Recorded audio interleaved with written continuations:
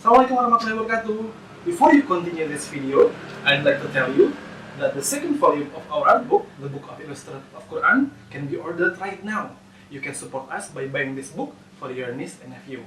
Link in the description below. Assalamualaikum.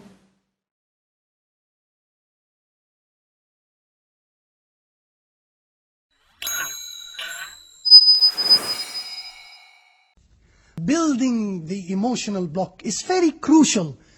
Imagine if someone said to you, and you are a judge or a ruler, when a woman that is married commits adultery and comes to you and says, I committed adultery, and she says it 4 times certifying that she committed adultery, what will you do? You will say, oh, according to the Quran and Sunnah, you have to be punished. But Rasulullah didn't do that. Why? Why?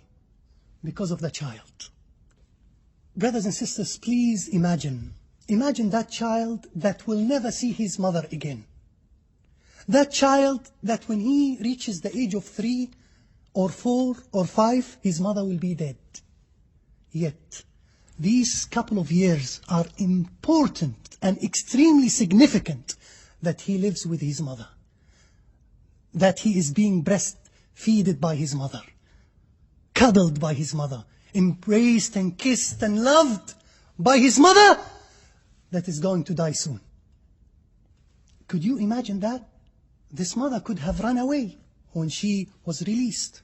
That mother was not kept under house arrest, was not shackled, was not detained. She was not considered a security threat. She attended the Friday prayer. She went to the mosque. She went to buy milk or food for her baby in the market. And everyone knew that she committed adultery. But she was protected, maintained, her honor was protected and maintained because of her child. What more of rahmah do you want other than that? And compare that with someone that is born to kill and born to explode.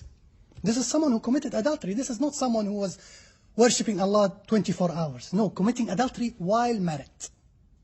And that's why when Khalid ibn Walid, and now you can understand why Khalid Walid hit her head and bleeded her head out of anger and out of disrespect. This is Khalid's. This is our attitude. Khalid represents our attitude. Rasulullah represents the attitude of the Rahim, of the Khuluq al-Azim, of Rahmah lil-Alameen. Says, Ya Khalid, Wallahi, she repented.